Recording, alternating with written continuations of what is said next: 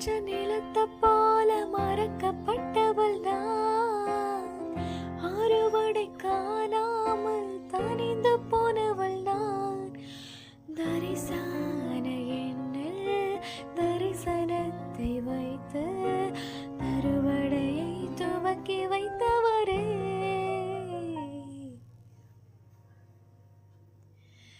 எனக்கா இத்தனை கிருபை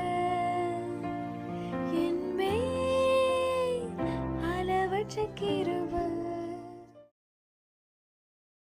என்னை நடத்துபவர் நீரே, தலை உயர்த்துபவர் நீரே, ஏற்ற காலத்தில் என்னை நடத்திடுவீர்.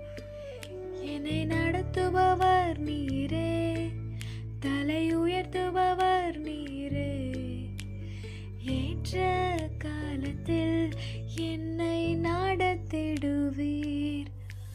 உமக்கு மறைவாக ஒன்றும் இல்லையே, இன்றும் என்றும் ஆராதிப்பேன். உமக்கு மறை